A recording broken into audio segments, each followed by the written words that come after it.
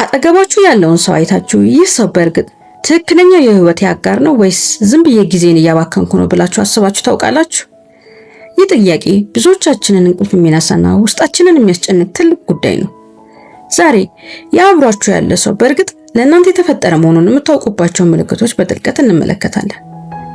የመጀመሪያውና ትልቁ ማረጋገጫ ሐሳባችሁንና ስሜታችሁን የሚሰሙበት መንገድ ነው። ትክክለኛ የፍቅር ጓደኛ ዝም ብሎ መልስ ለመስጠት ብቻ ሳይሆን ውስጣችሁን በጥልቀት ያዳምጣል። ስታወሩ አይናችሁን እያዩ ስሜታችሁን ይጋራሉ። ይህንን እውነተኛ መደማመጥ በግንኙነት ውስጥ ስታስተውሉ እናንተም በበኩላችሁ ማድረግ ያለባችሁ ትልቅ ተግባር አለ። ይኸውም ምንም ሳትፈሩ ውስጣችሁን አውጥታችሁ መናገርና ግልጽ መሆን ነው። እነሱ ለመረዳት ፈቃደኛ ሲሆኑ እናንተም የልባችሁን በር ሙሉ በሙሉ በመክፈት መተማመናችሁን ማሳደግ ትችላላችሁ። ከዚህ ቀጥሎ የምናገኘው ሌላው ምልክት በስኬታችሁ የሚደሰቱበትን መጠን ነው። ትክክለኛው ሰው እናንተ ስታድጉና ስትለወጡ እንደራሱ ስኬት ነው የሚቆጥረው። ቅናት ወይም ውድድር ውስጥ ሳይገቡ ከጎናችሁ ሆነው ያበረታታችኋል። ይህንን ቅንነትና ድጋፍ ከነሱ ስታገኙ እናንተ ደግሞ በተራችሁ የነሱን ህልም መደገፍና ማበረታታት ይኖርባችኋል። የነሱን አነስተኛ ሙከራዎች ሳይቀር እያደነቃችሁ አብራችሁ ለማደግና ለመለወጥ ጥረት ማድረግ አለባችሁ።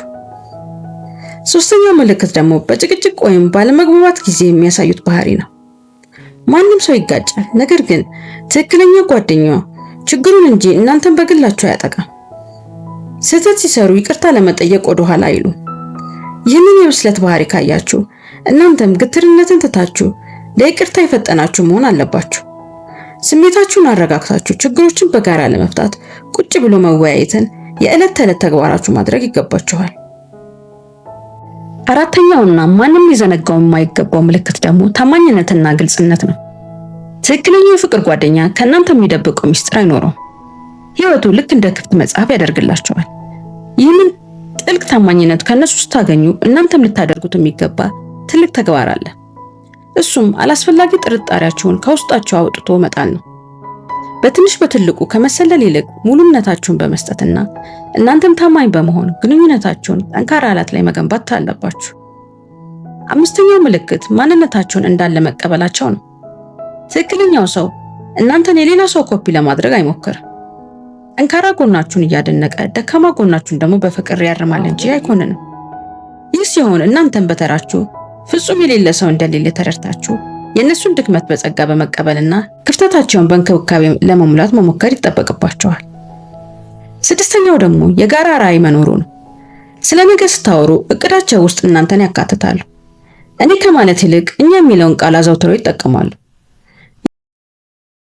ይህንን የነገ ተስፋ አብረው ሲያልሙ እናንተም ደግሞ የራሳችሁን እቅድ ከነሱ ጋር በማስተሳሰር ለወደፊት ህይወታችሁ ከወዲሁ አብሮ መስራት መጀመር አለባችሁ። ሌላው የግንኙነታችሁ ትልቁ ፈተና የሚታይበት በፈተና እና በችግር ጊዜ ከጎናችሁ መቆማቸው ነው። ህይወት ሁል ጊዜ አልጋ ባልጋ አይደለችም። ውጥረት፣ ህመም ወይም የገንዘብ እጥረት ሲገጥማችሁ ትክክለኛው ሰው አይዞህ እኔ ያለሁልሽ ብሎ እጃችሁን ይይዛል። ሸክማችሁን ለማቅለል አብራችሁ ይቆማል እንጂ ፊቱን አያዞርባችሁም። ይህንን ድጋፍ ስታገኙ እናንተም ማድረግ ያለባችሁ ትልቅ ተግባር አለ። በችግራችሁ ጊዜ እነሱን ወደ ውስጥ በማስገባትና እርዳታቸውን በጸጋ መቀበል ነው። ሁሉንም ነገር ለብቻ ይወጣዋለሁ ብላችሁ ራሳችሁን ከመሸሸግ ይልቅ ድካማችሁን ለነሱ በማሳየት አብሮ የመጽናናትን ጥበብ ልትለማመዱ ይገባል። ስምንተኛው ምልክት ደግሞ የግል ነፃነታችሁንና ፍላጎታችሁን ማክበራቸው ነው። ትክክለኛው የፍቅር ጓደኛ የራሳችሁ ህልም፣ ጓደኞችና የግል ጊዜ እንዲኖራችሁ ይፈቅዳል። እናንተን በቁጥጥር ስር ለማዋል አይሞክርም። ይህንን ነፃነታችሁን ሲሰጣችሁ እናንተ ደግሞ ያንን እምነት እንዳታጎድሉባቸው ጥንቃቄ ማድረግ አለባችሁ።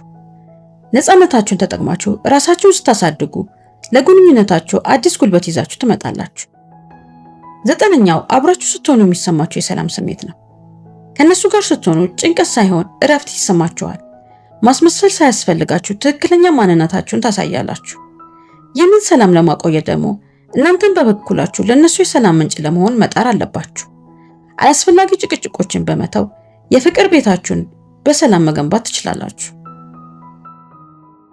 አስረኛውና የመጨረሻው ነገር ግን የግንኙነታችሁን ጥንካሬ በሚገባ የሚያሳየው ትልቁ ምልክት ክብር ነው።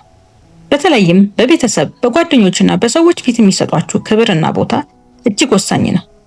ትክክለኛ የፍቅር ጓደኛ በሰው ፊት አያጣጥላችሁ፣ ድክመታችሁን አደባባይ አያወጣም። ይልቁንም ከፍ ያደርጋችሁ፣ ይኮራባችኋል፣ እንዲሁም ክብራችሁን ያስጠብቃል። ይህን ጥልቅ ክብር ከነሱ ስታገኙ እናንተም በበኩላችሁ ልታደርጉት የሚገባ ትልቅ ተግባር አለ። ይኸውም የእነሱን ክብር የራሳችሁ አድርጋችሁ መጠበቅ ነው። በመካከላችሁ ያለው ሚስጥር ወይም አለመግባባት ለሌላ ሶስተኛ ወገን አሳልፋችሁ ላለመስጠት በመወሰን በሰው ፊት ሞገስ በመሆንና በማንኛውም አጋጣሚ ከጎናቸው በመቆም አጸፋው መመለስ ይኖርባቸው። እንግዲህ ውድ ቤተሰቦች ዛሬ ያ አብሯችሁ ያለ ሰው በእርግጥ ትክክለኛ የፍቅር ጓደኛ መሆኑን የምናውቅባቸውን 10 ወሳኝ ምልክቶች በጥልቀት ተመልክተናል።